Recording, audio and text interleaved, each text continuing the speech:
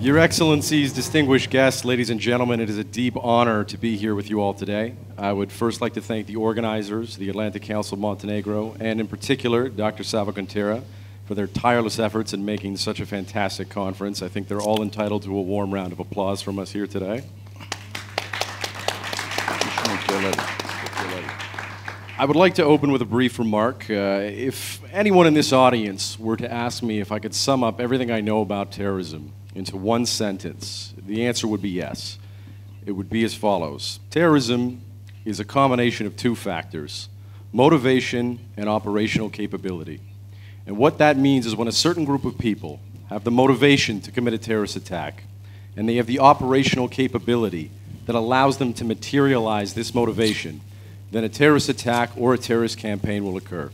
It's true everywhere around the world. So with this in mind, we can then ask ourselves, what is the formula for countering terrorism? It's very simple. It's the exact same formula. To be effective in countering terrorism, you have to be able to counter the motivation and the operational capability of the terrorists. One of the two is not good enough. You have to be able to address both at the same time. But to be effective in countering terrorism, you have to be willing to take operative measures. You have to be willing to fight and arrest them, to seize and destroy their weapons, to fragment their lines of communication, to isolate their funding resources. No matter how effective you are in doing all of the above, you're going to raise their motivation to retaliate. It's called the boomerang effect. And with this formula in mind, I would like to welcome our panelists to the stage so we can take a deep look at the topics we're gathered here to discuss: Afghanistan, Syria, Boko Haram, and the security challenges we're all facing as the fallout from the Arab Spring continues.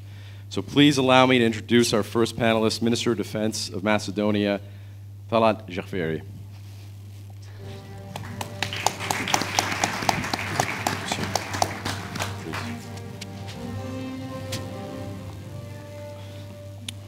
Please allow me to introduce the State Secretary for Defense Policy and Planning, Romanian Ministry of National Defense, Dr.Valeriu Nicuţ.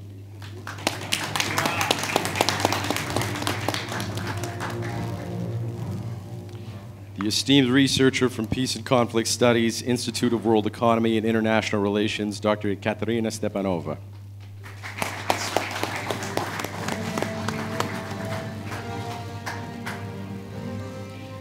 And last but certainly not least, Senior Advisor to the RAND President, Mr. Brian Jenkins.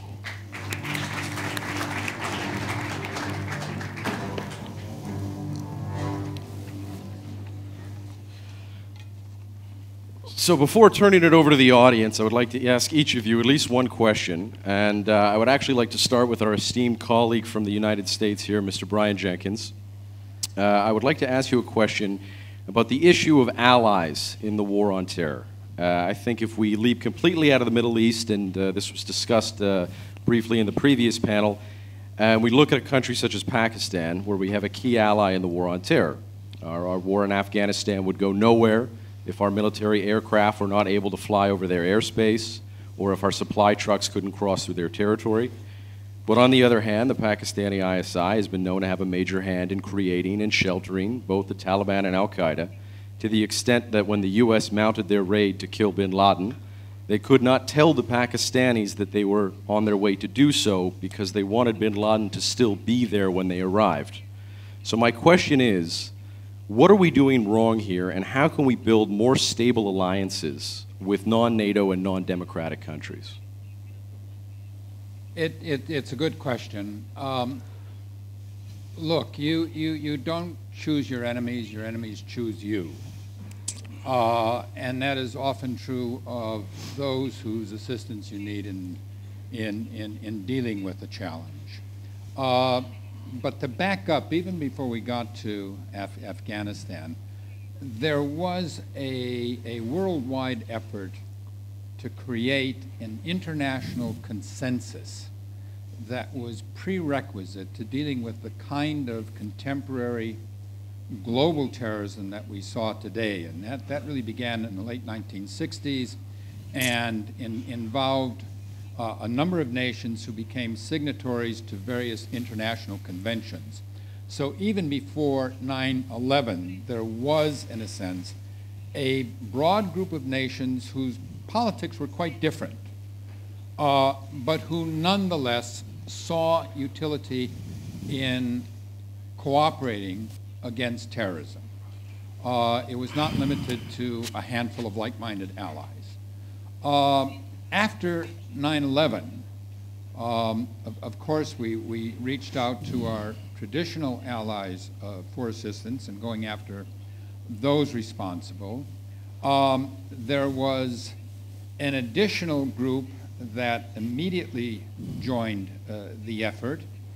And then, as a consequence of al-Qaeda's continuing campaign of terrorism around the world, some nations who otherwise might have preferred to be neutral in a contest between America and al-Qaeda found it directly challenged by al-Qaeda.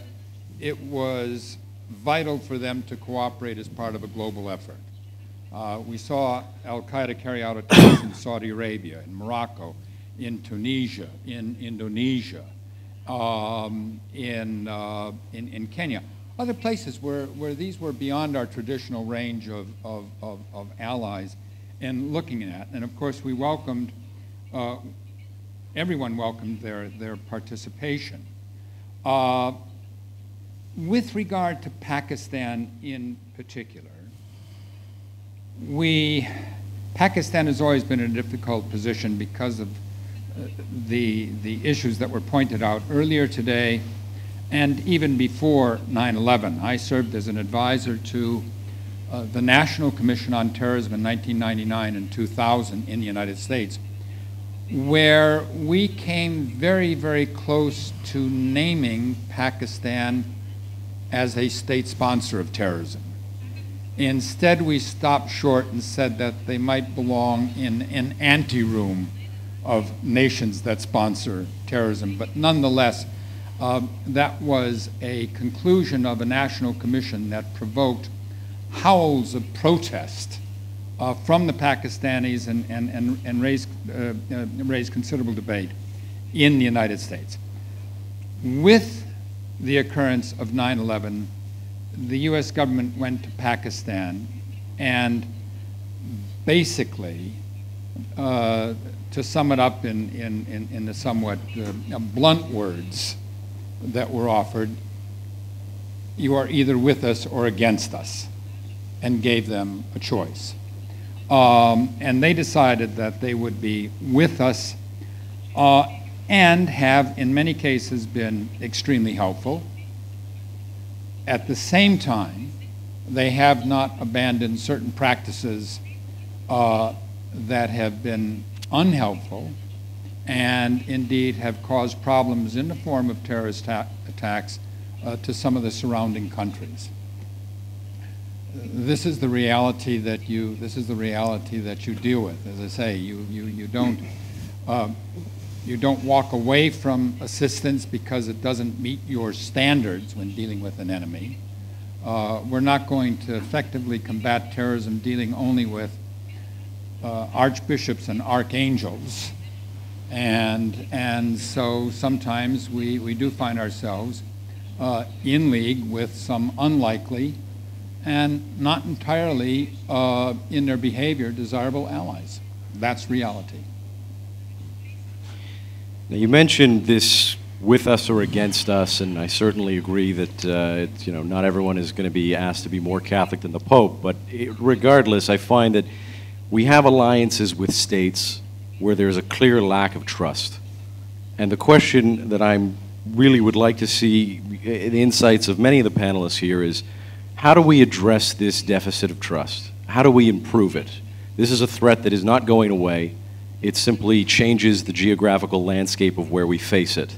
And when we have such a glaring lack of trust among some allies, key allies who are neighboring states who commit a tremendous amount of resources in our assistance, who we would be very, very in a poor position to address this threat without their assistance, but we still face this glaring lack of trust, and what can we do to improve it?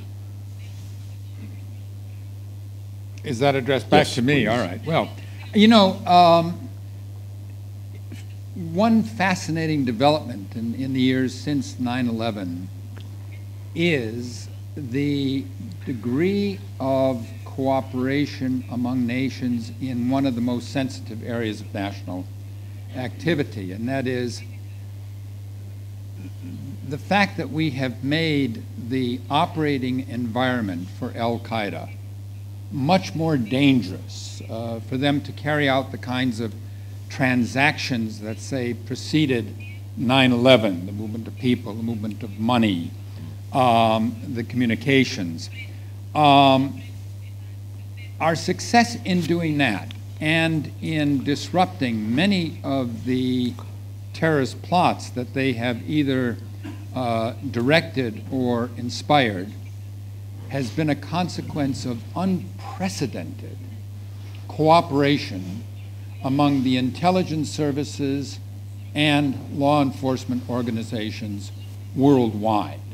As I say, this network of relationships extends far beyond the traditional alliances, and this effort to counter terrorism really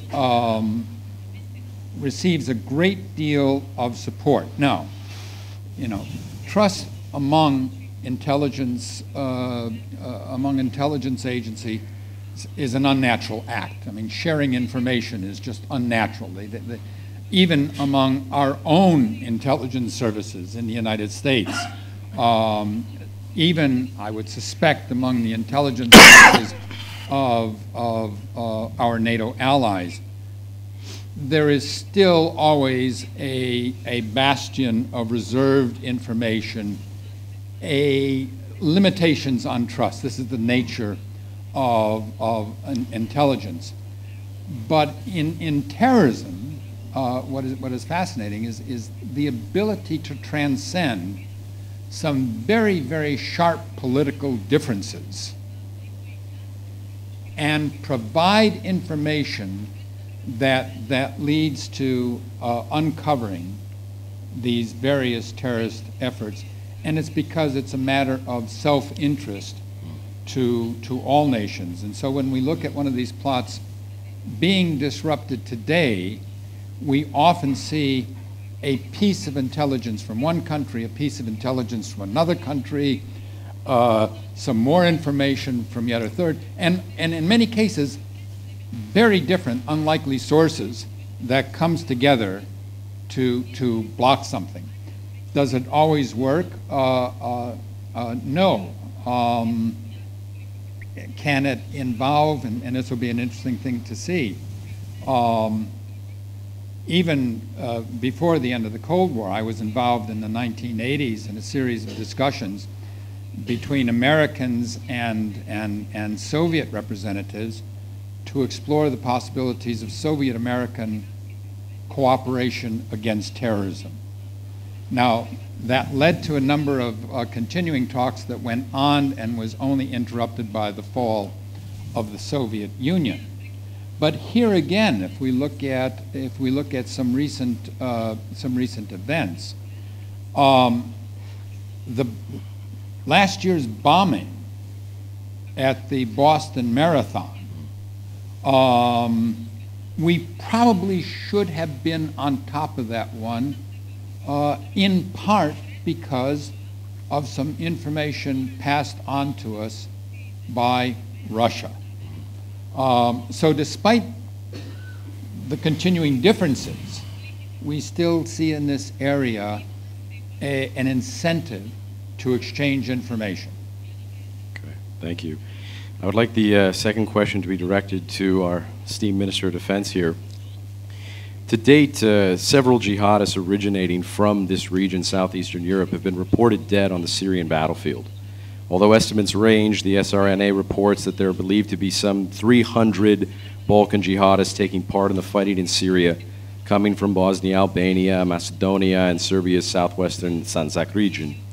And to make matters worse, the history and proximity, weak border security, has allowed foreign fighters to use southeastern Europe not only as a key transit route to and from Syria, but also as a forward operating support base where they can rely upon a strong and active network, supplying them with financial, operational, logistical assistance This includes forged documents, intelligence, weapons, money, supplies, and added religious fervor. Mr. Minister, at a recent conference on peace and security that challenges ahead and common regional responses, you stated that, quote, "I firmly believe that such new security challenges should be addressed jointly and determinately.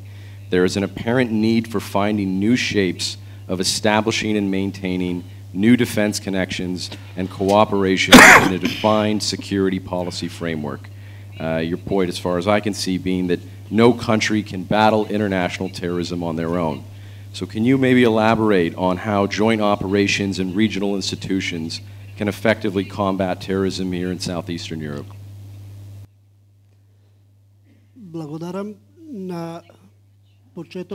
Before everything, I would like to thank to the organizers, Montenegrin NATO Association, that have called me, that gave me opportunity to speak on this conference. At the beginning, I would like to take a look at your decision that two things are very important when we are defining terrorism, which is motivation and operative meanings,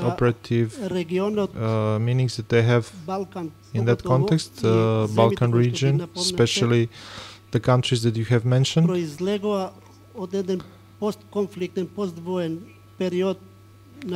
In this period, during the process of the disintegration of former Yugoslavia, have created some sort of climatic distrust between the countries that are coming from the former Yugoslavia. In that context, we have need for every country to develop its own independent individual capacity to fight against the problems which is facing as the country. Turnaround in this situation was during the 95, during the Dayton Agreement, which was the turnaround for resolving these problems, and which is actually have made the fertile ground for resolving this problem. And in that sense, each country, each individual country, is being able to make motives and operational capacities for potential threats towards the other countries. Channel 3. И во тој контекст сите новосоздадени земји кои што произлегоа од бивша Југославија have led that country that are coming from the former Yugoslavia are on the adequate way, have figured their strategic documents with whom they regulated these relationships, and in that sense they have regulated potential problems which may occur in future. According to the information that I have, all the countries in the region have said that for them there is no possibility to say in the next 10 years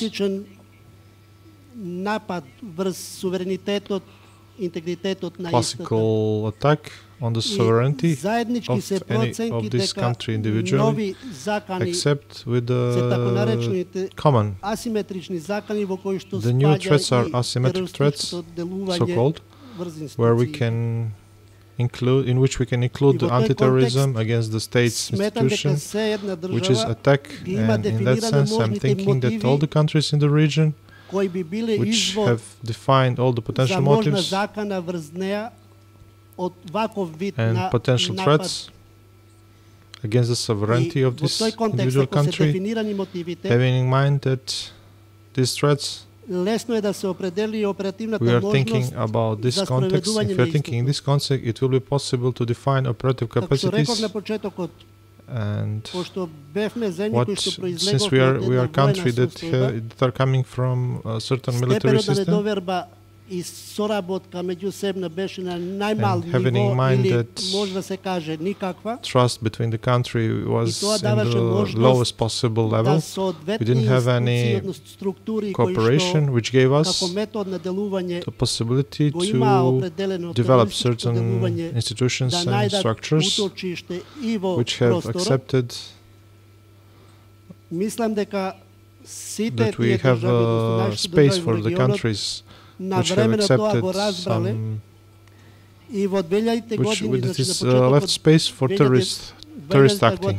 And this is 2002, understood by all the countries in the понавамо, former Yugoslavia and in the region. создаваа And from систем 2003 and на forward, соработка all have made one sort во system of the полицијските cooperation, сили especially in и the military по forces and концептот на интегрирано with гранично hold of обезбедување and во applying кој што the се law and вклучија скоро integrated сите земји од регионот border истовремено, management, control of the borders, создадоа можност and да simultaneously класичното participation in this обезбедување на initiative. границите со воени сили да ги префрлат And во оперативно и длабинско обезбедување во полицијските сили, they have transferred кој што literally по пракса на Европската унија border се management покажа from како the military to the поефективен police forces. начин на обезбедување на границите. So in that way, border Во security тој was контекст part одеа of паралелно the низа на border процеси на отварање на In this нашите way, we граници are кои што беа arriving in блокирани huge во смисла на process соработка и движење that на have граѓаните. opened our borders, which Отварањето were на in the границите meantime создаваше and until that можност moment were и за closed. можност да се And when пролефира we have со opened the board, they gave the оперативни можности possibility, на терористички организации и поединци кои што тоа го they искористуваат. gave possibility perhaps to certain Имајќи terroristic предвид organization дека and individuals to enter 30 into the години country. моја кариера повеќето време сум го And поминал it's како already 30 офицер. years that I am working as армиите, officer Немалку преку 10 in the години military парламентарац и во моментов како After министер that, I have нормално been е the дека member of сум the ја следел parliament, оваа состојба и можам да and I can say тврдам that дека countries of the земјите од region, регионот и покрај сите despite несогласувања all од differences, certain политички и differences they идеолошки have аспект from the political and прилично брзо individual успеа point да of view, разберат have achieved to дека understand that еден ризик кој за one некого бил risk директно that can спроведен be во that моментов, one that can be direct risk to од certain кој country, не беа загрозени другите земји од регионот, which is not го direct разбраа risk дека се on the other потенцијал countries, на можнот атак од can истата actually закана. be potential И risk во тој контекст, also for them. во сите нивоа ги Although they are not воспоставивме directly можност involved за in this соработка context, we и have во контекст, што го make кажа all и the levels колегата of cooperation. од Соединетите американски And in the држави, context, what соодветните have already been информации mentioned by my colleague from на времено да ги USA, размениме, за да можеме на времено да ги that we предсретнеме have сите можни changed on the закани. right time, at the right moment, Во and контекст this на help us прашањето to за resolve all the учеството на threats граѓани од even балканските before земји, како што they ги have been realized in посочивте the practice. во конфликтот во Сирија, Regarding the participation of the Balkan countries in the Syria можам да conflict, кажам дека regarding тоа participation факт of the дека од Balkan сите countries, земји од регионот се it's a fact that присутни поедини граѓани, значи во all the тој individuals конфликт, во таа војна, that are participating И во in that главном conflict се тоа from all the countries that you have mentioned причини и последици на are мотиви од reason, верски or аспект, you can say they are consequences of кој the што може certain да се дефинира еден од religion мотивите beliefs за between определување на the определени people, групи and да it can be се defined possibly придават by the на mercenaries, probably терористички mercenaries, and it can be defined as a motive, their motive to become the parts Во of the тој certain контекст би сакал terroristic да кажам organization. дека Those не е religion доволно beliefs. само да се In that определи sense, I would like to мотивот mention кој што that го it's not приморува, only односно enough to го discover the motive, присилува човекот да биде дел the од reason една why some акција која why што би се a certain person is the member of the terroristic дефинирала како organization or терор, activity, него any е тоа activity that општа can be defined as a перцепција terroristic. која што се дава во пошироки This is actually a general рамки, дека perspective во that една you are глобална having акција into која the што се wider води, која sense што of впрочем, wider sense of meaning, ако го global земеме и sense of примерот meaning, Афганистан, global actions that you can на be почетокот that can lead you. на If you мисијата take во Afghanistan as the од example, определени кругови beginning, организации се certain настојуваше тоа да organization се представи како our акција have на tried to make западниот this as the блок во верска Western смисла activity против from the religious point of view источниот блок, against the пак тоа east, also from the religious point of view. In that way, we have intention to make global understanding of this fight as the fight between two different worlds. But on the time, everybody understood that this is not a religious conflict, belief conflict, but it's actually shown that mission in Afghanistan, beside the other countries, beside other participants, да кажем, ја споделуваат источната култура или исламот како доминантна верска определба. И со тоа се are having the participant with the Islam is Islam dominant religion. We have this. We have succeeded to demystify opinion that this is the mission against the Islam. I believe that participation of the citizens, of the individuals in Syria, that countries should make certain moves, certain acts, so to forbid the citizen to participate in the Syria conflict. All the countries that are under the international law, they have to take certain measures so that their citizen will not be involved in this crisis. This conclusion, this is conclusion that we cannot say има учество и на други граѓани кои што можеби не може да се поврзуваат само од we cannot include only religious motive as the dominant, the main reason why the certain citizens are participating into the Syria, but they also have other motives. And I'm sharing opinion with of my colleagues that each individual country must take certain steps, certain moves to stop participation of its citizens in the situation in Syria in certain similar events, because at the beginning this was considered as the fight between the ruling party and the opposition, in the sense that Western countries are supporting opposition. It was meant that in Syria it's needed the changing of the government, but as the conflict was going on, it was more. There became a need to clarify that these efforts that are that were engaged in Syria is not only for the changing of the rule, changing of the government, but also to change the values that was not in this country for a very long time. This was also opportunity for the other countries, as of those who have participated in Arab Spring. You can make a comparison between the other countries and of the Middle East with a similar structure. They also have similar moves, similar happenings to change the government in this country. In my opinion, against the terrorism, you cannot fight by single country, by single effort, but it must be common effort that should be organized in the region and all Euro-Atlantic community. And in that context, we have to gather, we have to make a common process of official exchanging of information, and it cannot be done if our intelligence agency are closed in the same, and we have to open our services, our agencies for much wider and broader communication in the context of the stopping of abuse of the information that can be occurred, that can have bad influences, and also to control the process of gathering of information. Thank you very much. if I may, to jump a little bit, because there's been a discussion about regional cooperation and the subject in order to prevent, let's say, individuals, for example, to join other terrorist organizations around the globe. And it's also linked with the intelligence sharing.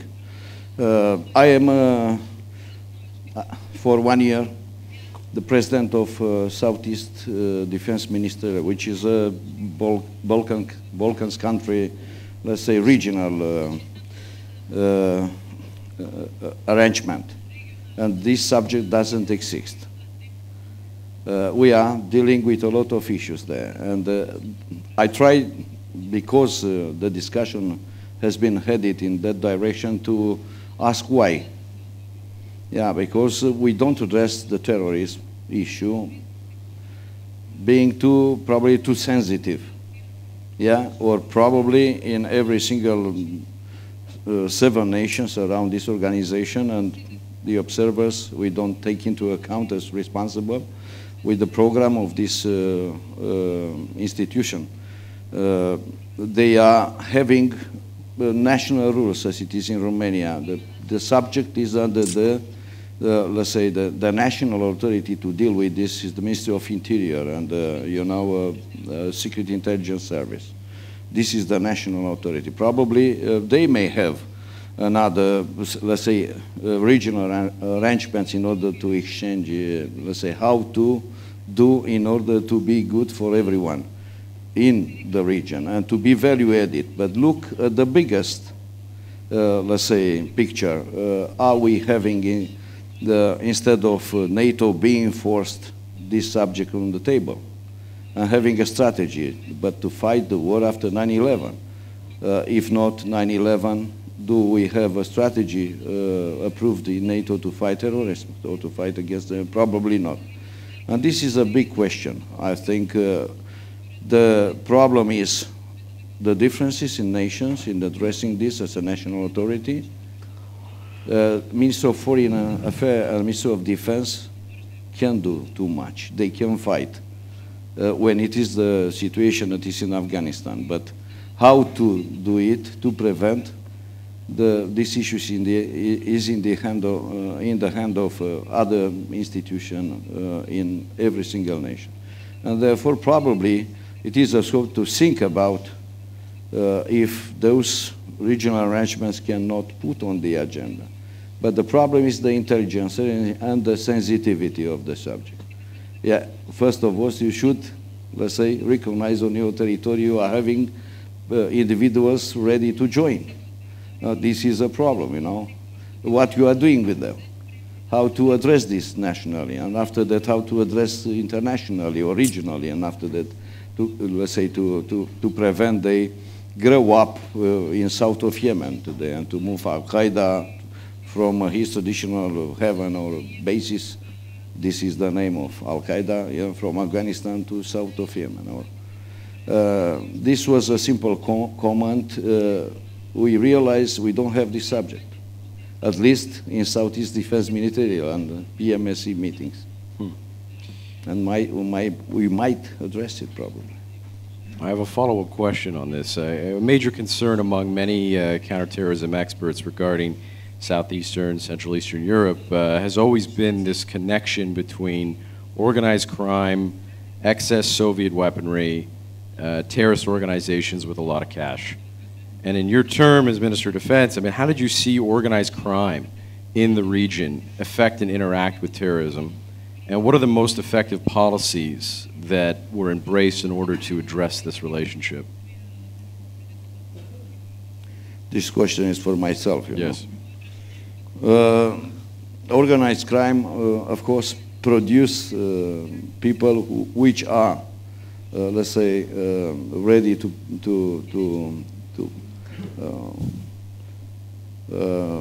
add to other reasons, you know, to produce the act of terrorism. I hate this subject, you know, and my initial thought when I've been invited here, I rather be as a former general, and I like, let's say, the Dutch gentleman who said we should not militarize the subject too much. to be part of another panel. What next? In Afghanistan, I've been there, let's say, 100 times. Organized crime, I think it's another let's say, type of producing a potential terrorist. Of course, they can produce networks. Yeah, networks, not individuals. And you cannot, let's say, separate those two. I'm asking myself if the act of terrorism is not a way to produce an organized crime, you know, as individual or let's say as many people in a network. The organized crime is an issue all over, and if we would like to discuss about the Black Sea area or the Balkans area, unfortunately, because this region cannot avoid geographically and also strategically almost nothing, being at the cross border between Europe and you know, Eurasia. We are having and we have to face this subject or this issue in every single country. I'm let's say, optimistic with some arrangements with this we have, and this subject is much more addressed than the other with the terrorism around, you know, the organized crime. And those regional arrangements, as it is Black Sea 4, for example, or Black Sea Harmony, those were created to fight with, and they are big successes, you know. Luckily, it's not too much terrorism associated with Yozga, because the final goal of organized crime is to get income and, let's say, selling drugs, you know, human trafficking, other things. And this is not too much as a final, let's say, result. Only if it is the case, you know, you can make this connection. And this is my comment on this. It's not too much terrorism with the organs, but it is a potential vector also to produce some terrorist acts. My next question is for Dr. Stepanova. In your investigation, Afghan narco-trafficking, a joint threat assessment, you demonstrate how drug revenues are used as a key fundraising source for sponsoring terrorist activity and insurgency. And I wanted to ask, how do you perceive the situation is going to develop after the planned NATO withdrawal? Thank you for the question. Well, actually, what we produced as a result of the bilateral US-Russia group on the Afghan narco-trafficking, the report which you are referring to did not focus solely on the Taliban as the main beneficiary of the Afghan narco-trafficking within Afghanistan.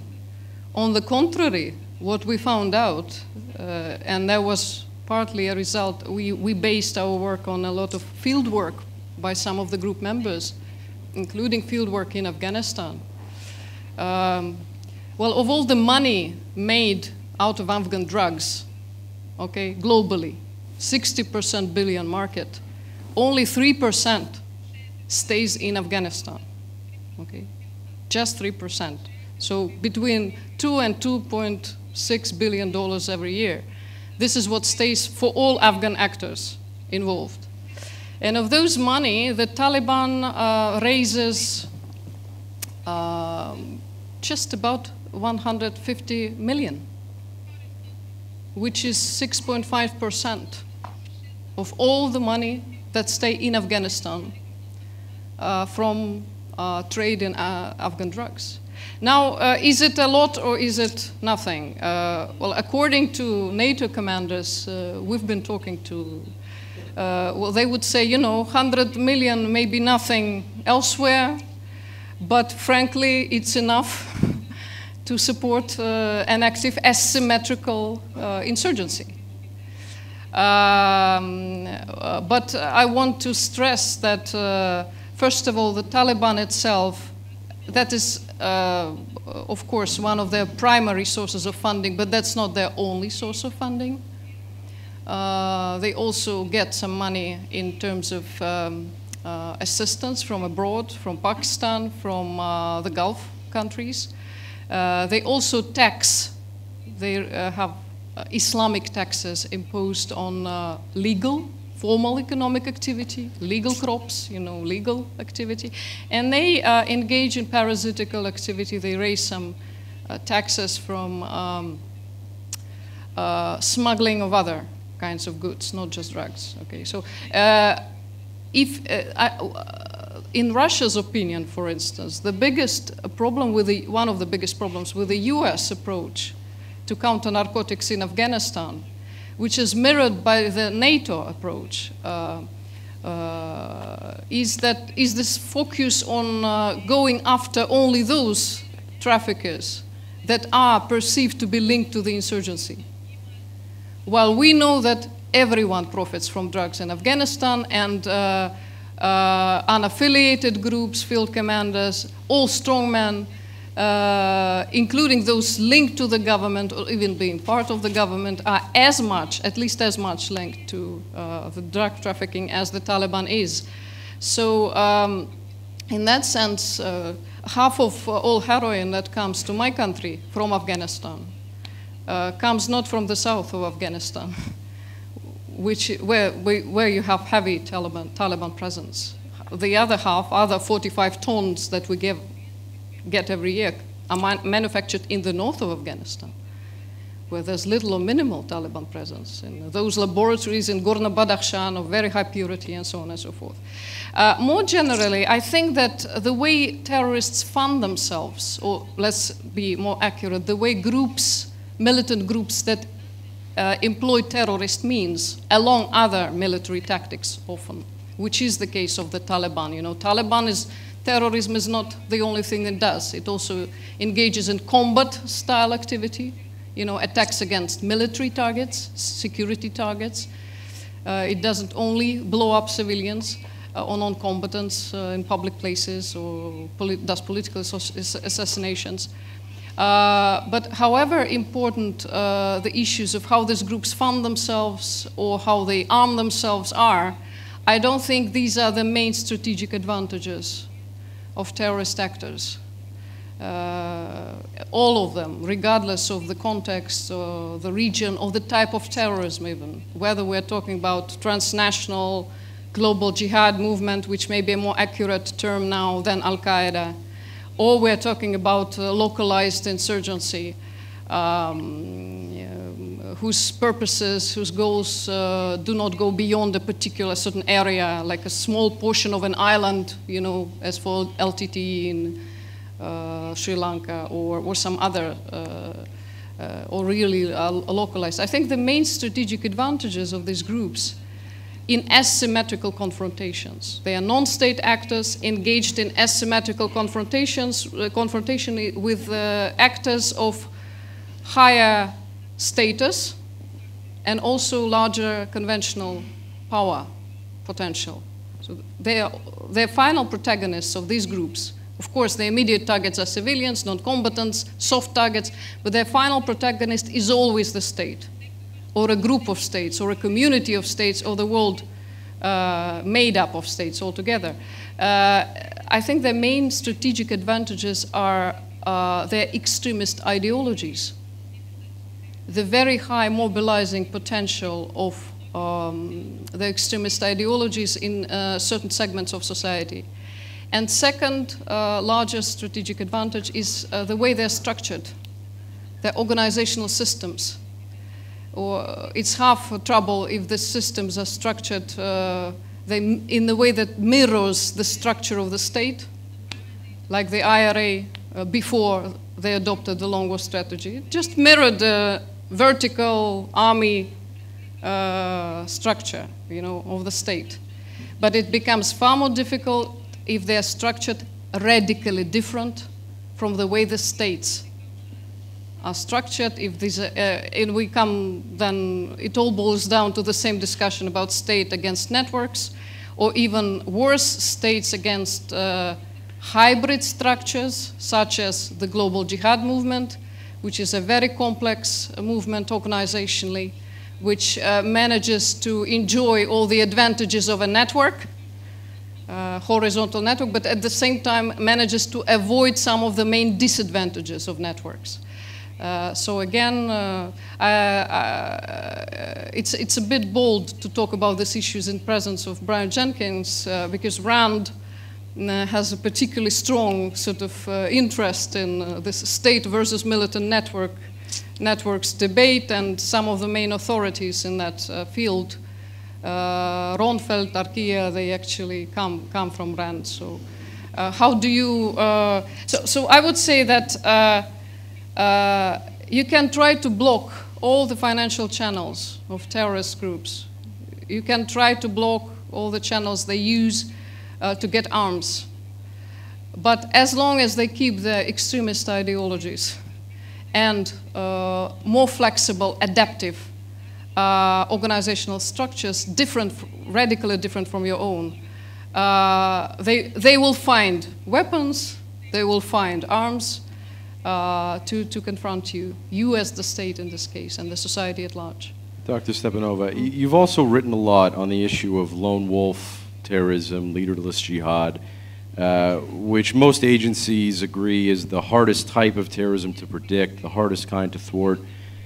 What do you think intelligence agencies should be doing to prepare for this? Is this a threat that's on the rise, or is it going to be stagnant, and what should they be doing to prepare?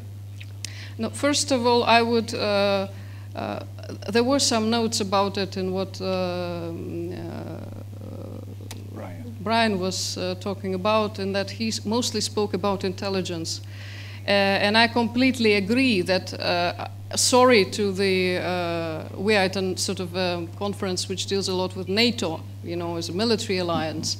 We have a lot of people from armed forces, from police in the room, but frankly, the component that is most specialized on specific counter-terrorist needs, on countering, well, politically motivated violence against soft targets by non-state actors, but with a purpose that always goes beyond these immediate targets, whose ultimate goal is to affect politics, to destabilize politics, to achieve a broader destabilizing effect that would allow them to apply pressure on an opponent, a stronger opponent, on the state.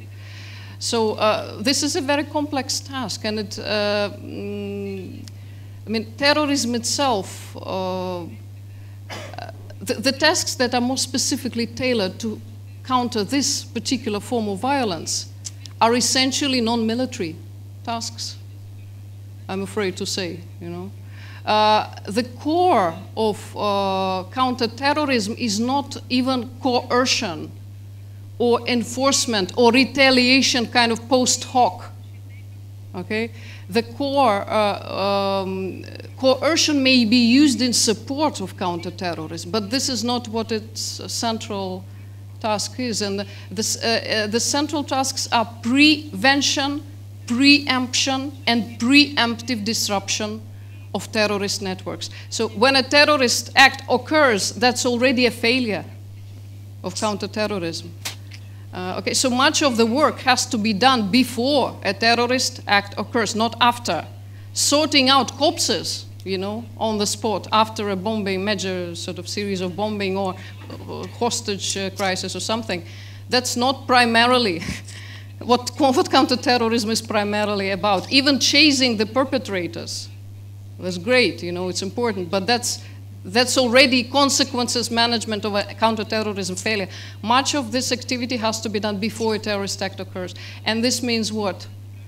You rely completely on intelligence about these groups, which has to be collected in a different way than the military and the police, especially police with a case file mentality. No case, no investigation, you know. You cannot do this in counterterrorism. You have to collect data on a permanent basis, you know. through all possible means and all kinds of intelligence. You need strategic, psychological, and especially tactical intelligence, that is information about specific tactical plans of these groups, hardest to get, you know, almost impossible often to get without having undercover agents inside the group. Plus, of course, a very strong analytical capacity to analyze this intelligence, to put all the pieces together. Something that was unfortunately failed in the US before 9/11. I mean, some segments of the security system had some pieces of information, but this component that would put them all together was lacking. And plus, you need a very resolute decision-making capacity that is able to act quickly upon this timely and well-analyzed intelligence. And this means, I would say this capacity is mostly concentrated in the intelligence, counterintelligence sector of the security sector. If we talk about counterterrorism in a narrow sense, you know, anti-terrorism is something broader. It also involves political, legal, public information measures and so on. But if we talk about counterterrorism, well, that's essentially counterintelligence, but not against another state, which I may say is a slightly easier task, because no matter how different that state is from you, it's after all a state, like you are. But in this case, you have counterintelligence against a non-state actor, which may be domestic actor, which may be a subnational actor, but which these days would certainly be transnationalize at least some aspects of its activity, and in its worst forms, of course, it will be a transnational network. Now, just quickly to maybe conclude. I run the risk of introducing some sort of a voice of dissonance to this discussion, because my impression so far from what I've heard from other speakers was that we're generally kind of succeeding in the war on terrorism. Well, I would say that I would agree that war on terrorism probably had some limited success in very few areas. One of them was mentioned by both of you, and that was increasing unprecedented anti-terrorism cooperation between all types of states. And by the way, no need to be surprised that it often involves cooperation with non-democratic states. It would only suffice to mention that of the top 10 states most affected by terrorism over the past decade, all but one are non-democratic states. Okay? Most of them are not autocracies. Most of them are hybrid regimes, you know, that combine some formally democratic features and some sort of autocratic features, mixed type of regime. But they're certainly not democracies. With one exception, India, all other states in the top 10 are not democracies at all. But so anti-terrorism cooperation would be one limited success. Another limited success would be serious damage done to Al-Qaeda Central, sort of to the core. Al-Qaeda as we know it from the beginning of the 21st century. Okay, but again, that success I think is limited because Al-Qaeda has morphed into something broader. It may retain some the original sort of core may retain some ideological significance, some symbolic meaning, but by and large, the global jihad movement is now dominated by groups at other levels, depending on how you interpret it, either by regional affiliates, you know, that's the dominant interpretation in the US. Now it's basically part of the US counter-terrorist strategy now, which has gone far ahead or much further than this primitive Al-Qaedaization of the early post-2001 years.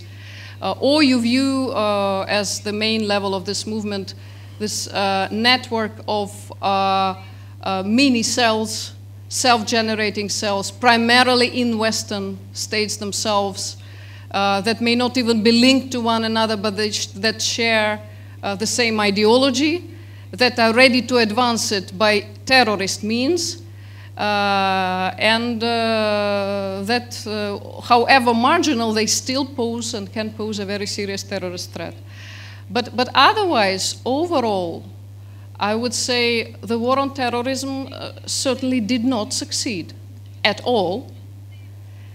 And the simple way of illustrating that would be just to look at the statistics on global terrorism, which shows, and I'm using the largest data set now, which is global terrorism data set, funded, by the way, by the US government through Department of Homeland Security, so you can hardly suspect or accuse this data set of the anti-Western bias, not at all.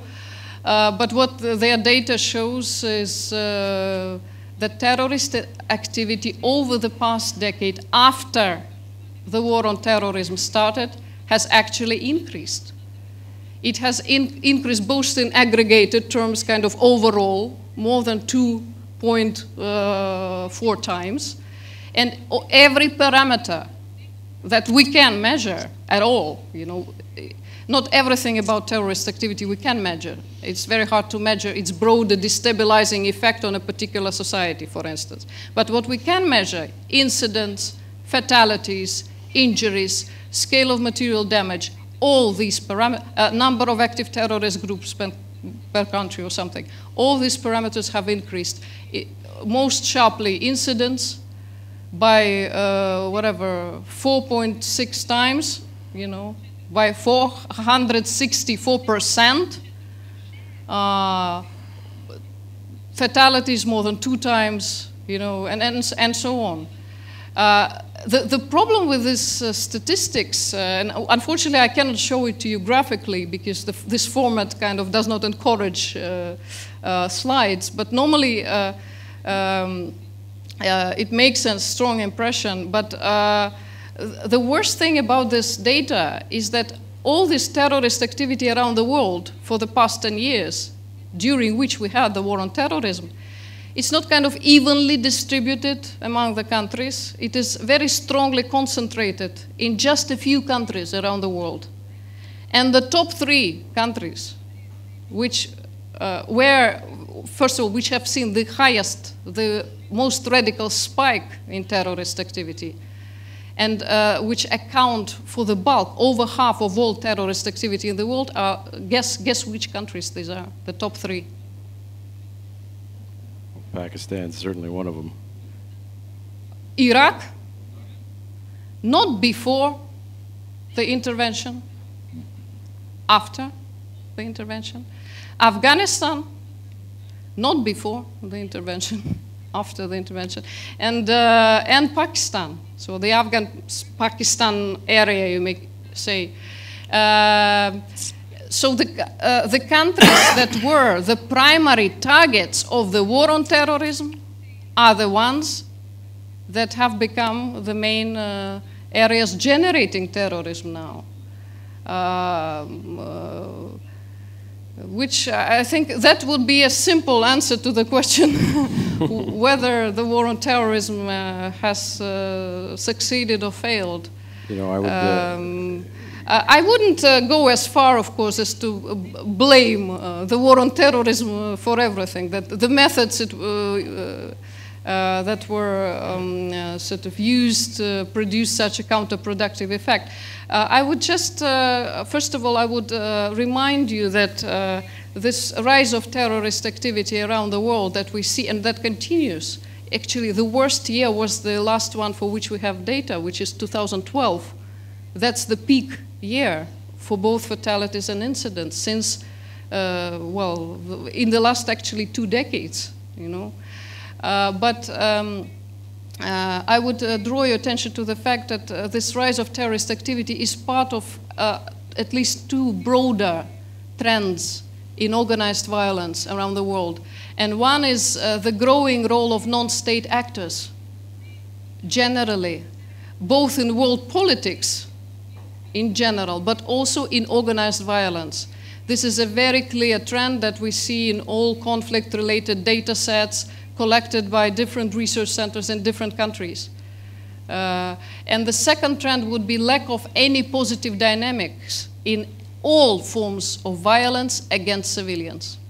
Dr. Stepanova, you mentioned a good point about the issue of structure, and I actually want to direct my last question to Mr. Jenkins before turning it over to the audience, which is, in an article that you wrote for The Hill, you stated that, quote, in the long run, al-Qaeda might be able to reel in its more unreliable offspring, assert more control, demand their obedience, and call upon their resources to assist in global operations.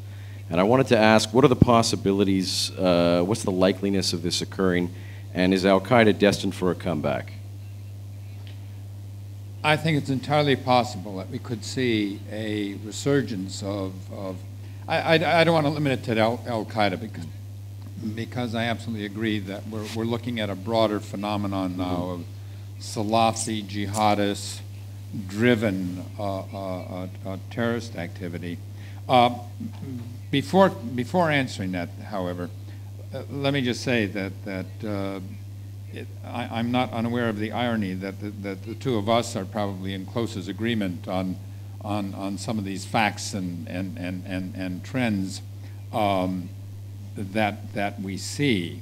Al-Qaeda has, and this enterprise really has morphed, and I think that's the right term, to meet the new circumstances. And the phenomenon that we confront today is far more decentralized, far more dependent on its component parts, on its affiliates, on its allies, on its ability to inspire individual acolytes to carry out attacks.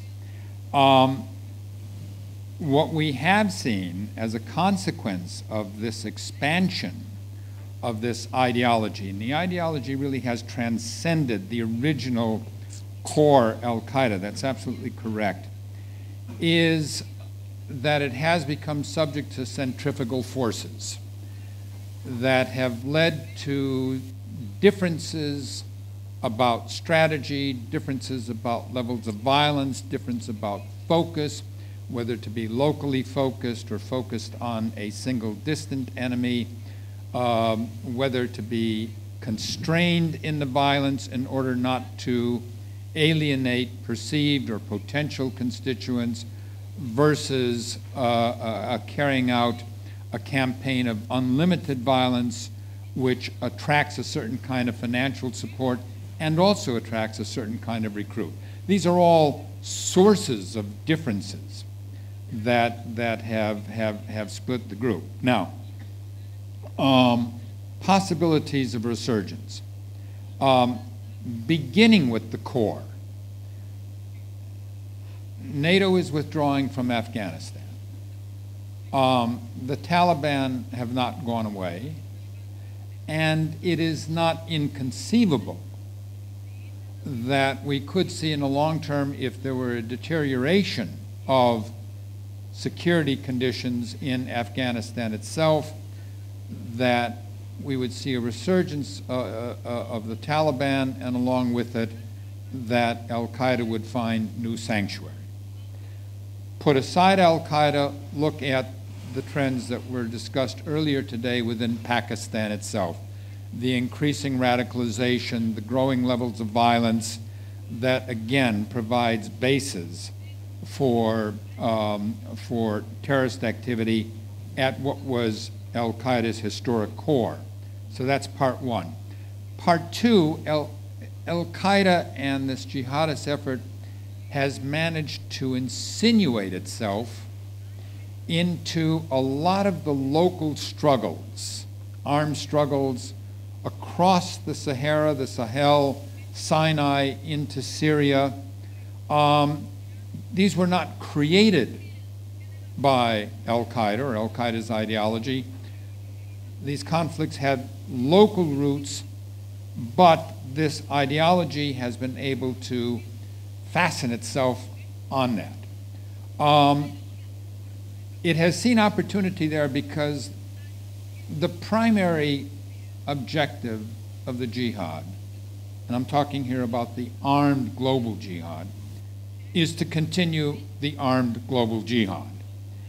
Each new front is seen as a guarantee of another generation of terrorists. So within these local contests, it is entirely possible that the more radical elements will take control of these and will produce movements that are more determined to follow a global path of terrorism as opposed to being limited to local causes. We also see in these movements over a period, a triumph of the real hardliners in the organizations. In any of these organizations, whether jihadist driven or not, there's always a tension between the ideologues who see violence as a tool to reach their objectives on the one hand, and the sociopaths and the thugs who see the violence as an end in itself.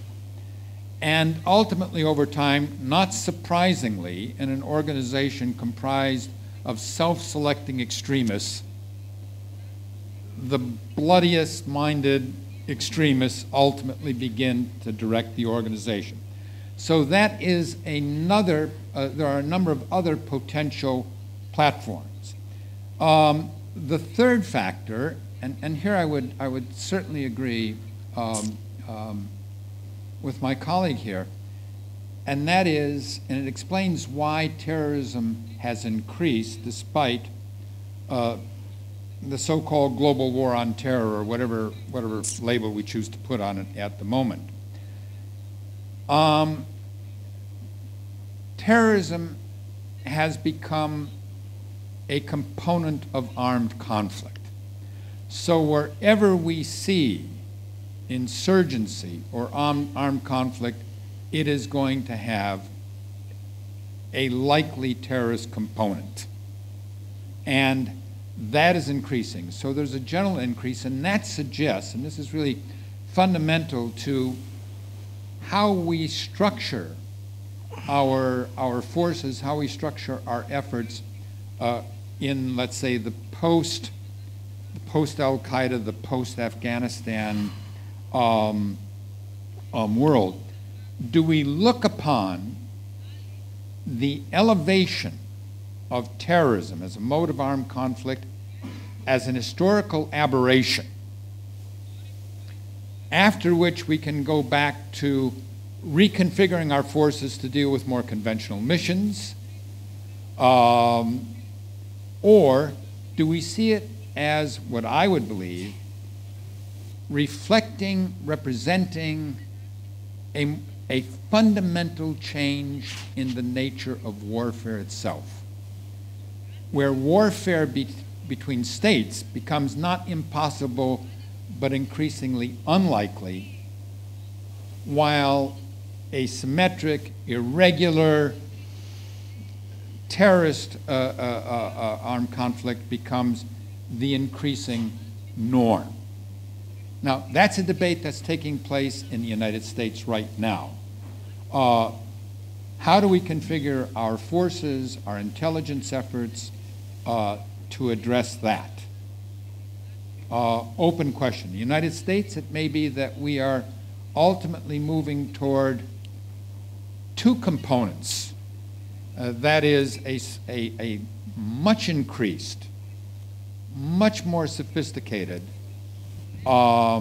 Special Operations Command, which has been most effective in, and I'm speaking only of kinetic operations on the one hand, and a more conventional array of forces, which is always the senior commander's preferred model, with moving back toward that on the other hand. So we may end up with, in a sense, a simultaneous A model and B model. I don't know that that's the right answer, but that seems to be the way we're moving right now. And all within the context of increasing fiscal constraints on spending not just for military, but for intelligence, for homeland security, for the entire array.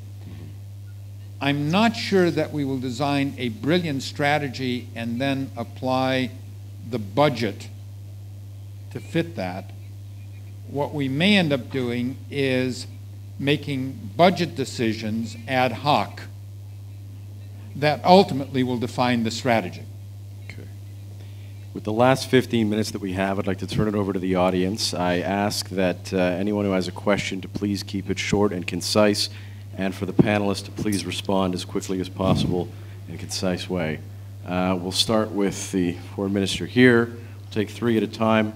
Our friend in the back here, and yourself, sir. Thank you so much. First of all, I would like to thank our distinguished panelists for a very detailed analysis about two very important levels of terrorism. I mean the level of individual terrorism and the level of the terrorism of the level of the organization. So you mentioned many terrorist organizations like Al-Qaeda and others who are very active, unfortunately, till now. But let us not forget about the third level of the terrorism. It is state terrorism. And I would like to ask you, distinguished colleagues, to comment what is now going in the eastern parts of my country, in Ukraine. Because to my mind, today, one of our big neighbors, in concrete terms, the Russian Federation, pursues the policy of this state terrorism, sending guerrilla groups to Ukrainian territory, which are killing people, which are killing Ukrainian soldiers, etc., etc. By the way, some days ago, and my first question goes to our American friend. Some days ago, a petition to the President Obama was supported by more than 100,000 people asking President Obama to recognize Russia as a terrorist state. So my question is to our American friend, how are you going to combine your efforts to combat terrorism on the individual and this organization level with combating state terrorism? Thank you. To our friend in the back, please introduce yourself.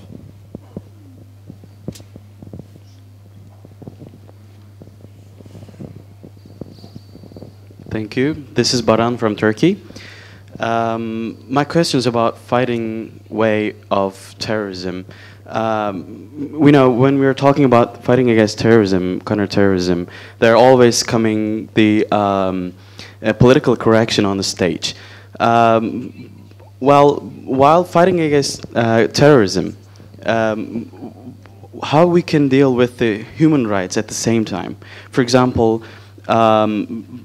according to some authorities, the prisoner journalists are all terrorists in Turkey, for example, as a NATO member country.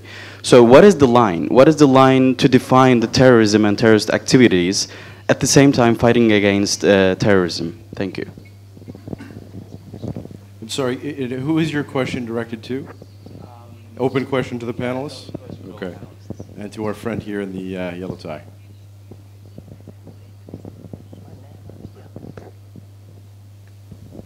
Vytautas Butrimas, Ministry of Defense, Lithuania.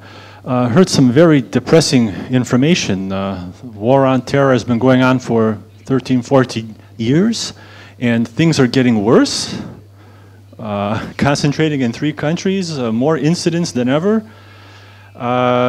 Isn't that a time to review the strategy? Maybe there's an assumption wrong. Maybe the fire with fire, brimstone, eye for an eye strategy, putting out fires, is not good in the long term, thinking in terms of how much resources have been used in lives, money, you name it. Maybe if there was a review of the strategy, where are we getting it wrong? Maybe it's a problem that there's a educational issue involved, a lack of an employment issue involved. Many of these young people in these countries, I'm pretty sure they're unemployed. Maybe if something is done in an economic aspect, they would get a job, have a family, be more conservative in their thinking about helping their children with education and so forth. Isn't there any kind of review of the strategy going on by the major anti-terrorist nation players? Maybe it's time. So, Mr. Jenkins, would you like to start? State-sponsored terrorism. To the first question, I don't know that it would be particularly productive to label Russia a state sponsor of terrorism or a terrorist nation.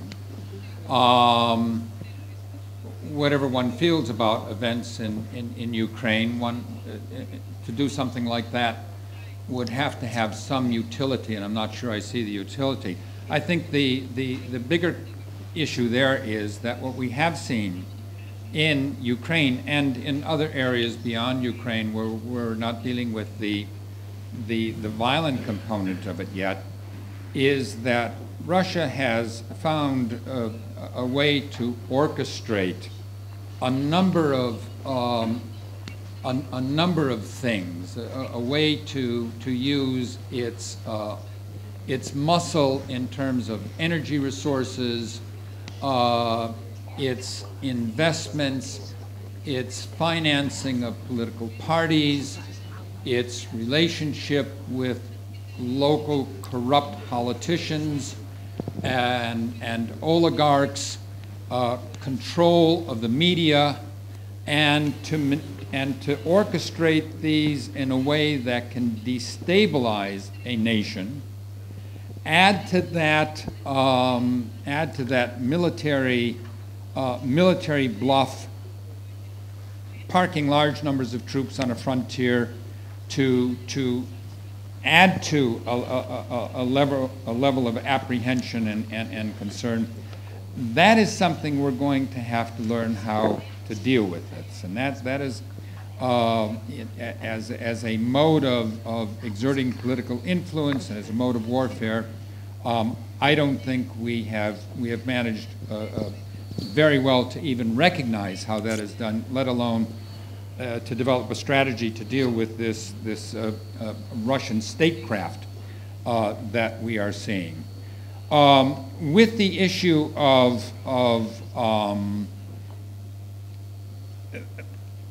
the second issue in terms of values, look, one of the big lessons we've learned in the years of the war on terrorism is that we don't have a good legal framework for dealing with this. It took 3 centuries to develop a legal framework to deal with warfare in its traditional sense. We are in a murky area here where human rights, basic values are challenged. We treat terrorism as a crime, but does that mean that we must prosecute in a traditional sense? We're in an area where law enforcement and warfare are overlapping and blurring, and we haven't worked that out yet. That's still a work very much in progress. With regard to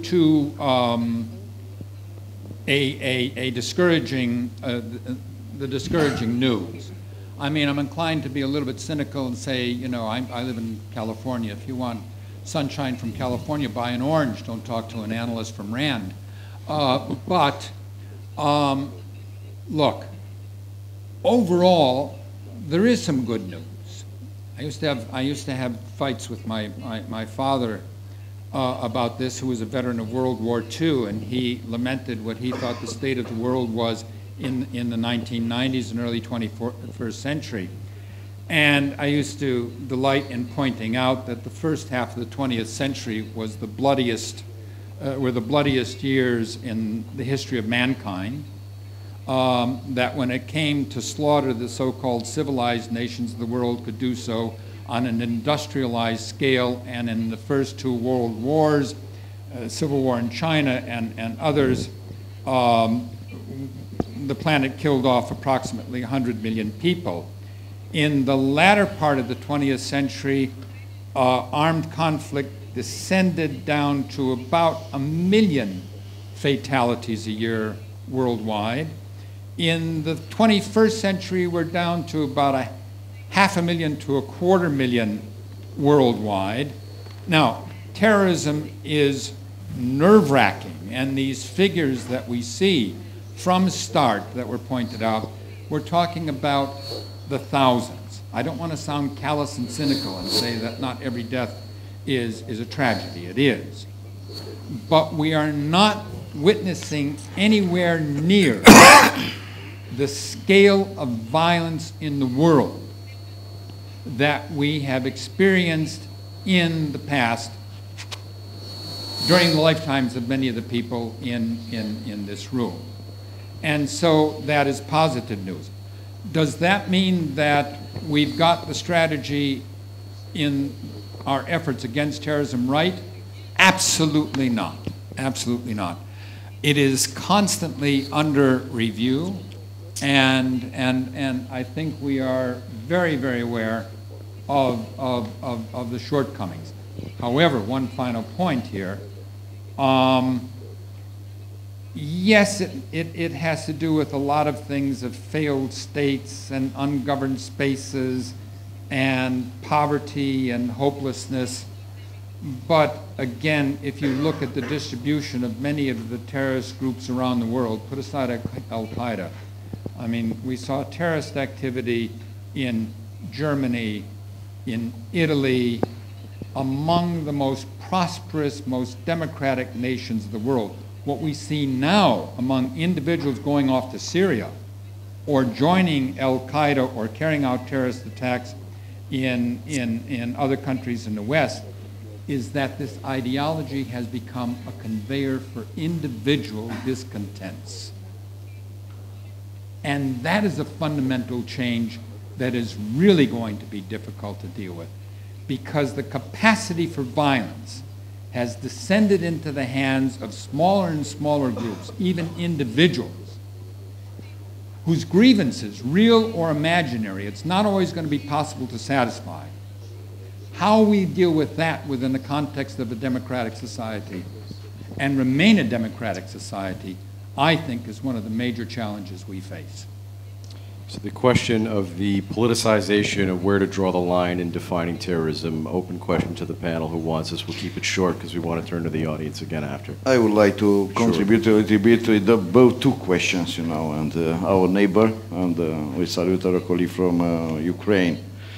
I think I'm very grateful with the co-panelists here with so big substance in a theoretical let's say, subject. I stated before, but I was not able to explain myself why I hate the subject. And probably I'm not the only one. You know, if I ask the audience to raise the hand, probably the subject with the terrorism and can we win the war on terror, we are hating all of us. Why? Because it's like a jellyfish. Yeah, when you start to grow and to believe we are on the right path and being with an individual, considered as a terrorist, being with an organization, being a state, yeah, to be declared or not. We are coming always to the basis. Who is the guy or the organization or, you know, the institution to say you are terrorist and I am not? And I will challenge also with due respect and the Romanian, at least the Romanian position with what was happening in Ukraine is crystal clear, like all the others, you know. The international law has been broken, you know, no doubt this is not a friendly act and never occur in that way. The problem is how you consider, for example, let's say a pro-Russian individual, it is a terrorist for an Ukrainian, a genuine and a Ukrainian patriot, and probably he is a hero, you know, for the other side of the let's say the other party, you know. And therefore, we are always coming to the basic question: who is the person to select people, organization, or and put them in a basket or other. And that's why it's not a comfortable subject. And probably it's easier to, let's say, to address it much more simple than theorize, this in an extensive manner with all the values we are having here. In addressing in a different, substantial way. The second one seems to be also very challenging, the human rights. I mean, are the journalists considered terrorists in their countries if they are against whom? Yeah, if they are with the government, probably they are not considered terrorists, and they are having all the rights, If they are against this, probably they could be considered as terrorist individuals because they are asking difficult questions, they put all different personalities in different resting position and so on. This was simple, let's say, my way to, let's say, to state in simple terms, we are always coming to the biggest question. What is a terrorist and who is able to decide? If it is a freedom fighter in Afghanistan, because we are discussing about Afghanistan automatically, but in Afghanistan, after Al-Qaeda disappeared, yeah, they are fighting there in a way that you consider a real war, not a terrorist attack. Of course, if we can win this war, is the biggest question. And if you would like to be realistic and pessimistic, we may say no, because this is a perennial phenomenon and probably will continue to exist as the main kind will exist. Different rationals, religious, and if you are optimistic, you may say yes. And I can say, looking back with the lessons learned in Afghanistan, we were winning this war every single day. But next day we are losing something. And therefore I think we should continue to address the subject and to fight against this, because the consequences, the ugly consequences they have. So I'm going to take the liberty to extend the time just a few more moments so we can give the opportunity to have a second round of questions. We had one from our friend here, one in the front, and we'll give it to our friend here as well. Oliver Reynolds, Montenegro, Security Studies Professor. I want to address my question to Brian Jenkins, and my question is very short and very direct. The question is, what do you think and what is your opinion, who is sponsoring and financing global terrorism? Thank you. And the second question we'll have right here in the front. Right here.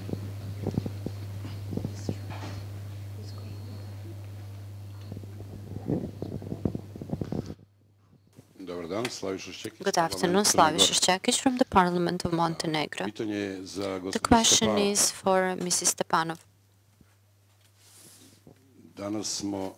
Today, we have heard many percentages, many figures as to the allocation from budget from 1 to 2%. And I'm fascinated by the figures that you have given about hundreds of billions as the illegal earnings from Afghanistan, out of which 6.5%, or actually 2.5, 6.5% out of these 2% goes for terrorism, which means 0.1%. Therefore, the terrorist budget becomes even more transparent at the budget of many countries which legally show this. It is not about this figure. My question is, since over 98% of this money goes into some half-legal or legal streams or trends, could this be a model for this 0.1% not to be prevented, and that's to say not to have the full fight against terrorism? I wouldn't go so far to speak about generating terrorism, but your research leads to having such huge sums of money, which doesn't go for the support of the undeveloped countries, definitely, but goes into some stock exchanges or something. Can the financing? Thank you. Ioannis Armakolas from Greece. This is a question to Dr. Stepanova. Thank you for a very thought-provoking intervention. I was, however, puzzled a bit by this argument that the main driving force of terrorism is ideology.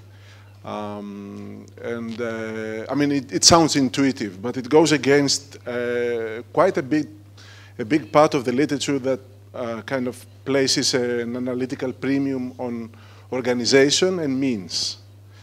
And someone can easily flip the argument. Like there's always gonna be, there was always gonna be some ideology of terror, some ideology of extremism. And they will find the means, but they will be active only if they have the means and only if they have the organizational skills. So both arguments sound, I don't know, plausible. Is there a way to establish the causality of being a bit more systematic about the phenomenon? We'll give the last question to our friend Grusko here. It will be probably not a question, but some remark, and probably the answer to the distinguished Romanian minister. Mr. Minister, for me, terrorists are those who are organizing terrorist groups, who are sending these groups, in my case, to Ukrainian territory, who are paying for these groups, who are armed these groups, and who are paying for Ukrainian criminals as well. So it's my answer. Very, very simple. Thank you. So I'll give each speaker 80 seconds to respond. We'll start with you, Mr. Jenkins. Global terrorism is not a centralized effort. It's a phenomenon that reflects a lot of other things, and therefore there is no single financial source for it. It is at times self-financing through criminal activities, through criminal enterprise, drug smuggling, protection of smugglers, counterfeit products, other forms of organized crime, ransom kidnapping, extortion. It also receives money from some supporting states in various areas. It receives money from private enterprises. There has been a concerted effort to reduce terrorist financing. It has some effect, but the sums required to carry out terrorist activity itself are not huge. If the organization has social ambitions and wants to fund schools and do other things, that's a different story.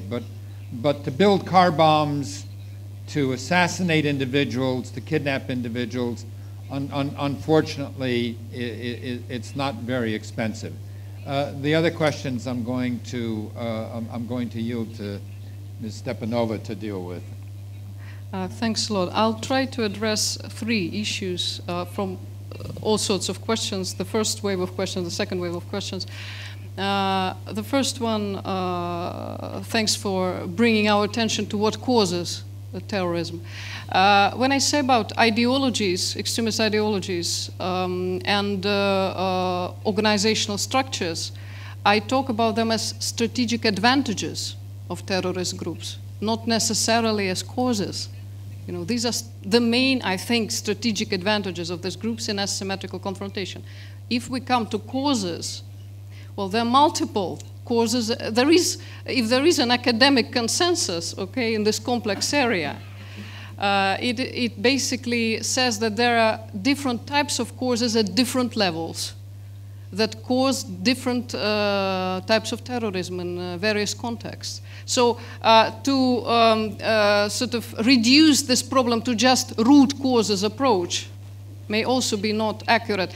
If you want to deal with the best way to structure factors or conditions that can cause or facilitate terrorism, I would suggest two frameworks. One is desegregate the causes into three main levels. Structural causes, these are really fundamental underlying factors, and that could be everything from the dark side of globalization, to relative deprivation created by particularly traumatic, fast and painful modernization, for instance. And a number of other things, unresolved armed conflicts, and their key incompatibilities over which the fighting is, the real issues over which the fighting is going on, and so on and so forth. Second, facilitating causes or conditions. And that would be everything from access to modern weapons, ambiguous relationship with the media. Terrorism, it is only effective if the message sent by attack is much broader than the attack itself. And who creates that? Well, that's the inevitable sort of inherent function of the media, to report things. But the more you report, the biggest the political sort of havoc. And a lot of failed states, that would be a facilitating, and a number of other things. And finally, what I would call motivational causes, factors that are most closely connected, that actually motivate people to act. And of those, several that are most closely connected to terrorist activity, that in terms of quantitative analysis, if you like, show the closest correlation to levels of terrorist activities are lack of political and civil rights, discrimination, marginalization or exclusion of large segments or significant segments of population, be it a diaspora or in a home country, from political process. So this would be human rights abuse and things like that. So political factors are actually most closely related as motivational causes. I have to cut you off here, and I would like to actually give the final word to the respected Minister of Defense here, in case you would like to comment on the issue of financing and how to stop the financing.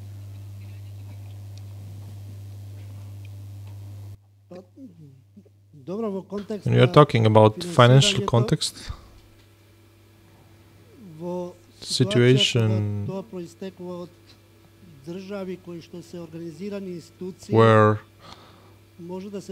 terroristic organization financing it's coming from the certain country, the flow of those funds must be followed. It can be followed if you have legal rights. Mainly all the countries into the region have in their decision to become the members of the European Union are having obligations that are directed toward development of certain legal rules to follow the flow of money, and in that way to stop the financing of terrorist activities. This cannot be discovered, and that money cannot be followed with the autocratic systems or in the countries that are not having certain legal rights, legal rules.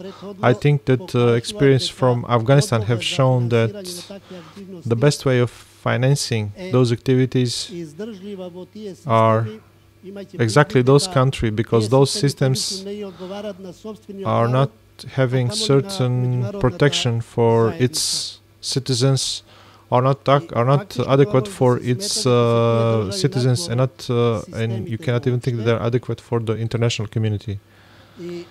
The countries that are not having democratic systems and that are autocratics by itself are those countries that are good ground for these activities, and terrorists are present in those countries without problems in the fighting against the terrorism. I'm sure that we can win the war against the terrorism. The fact that today we are listening all these data, all these arguments and examples from Afghanistan.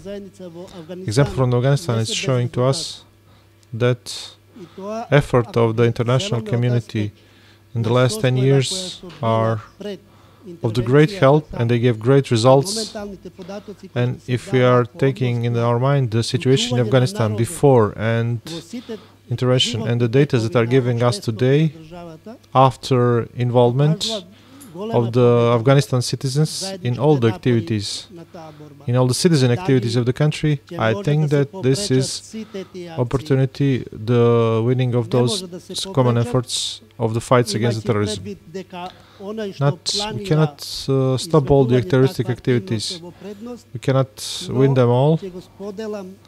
But having in mind that organizations that are planning these activities, sometimes they are in great advantage. But I'm thinking, I'm part of the opinion that action in the fighting against terrorism that are already prepared can give the results of the fight against the terrorism. And I'm thinking that individuals are giving decisions to become the part of the terroristic activities.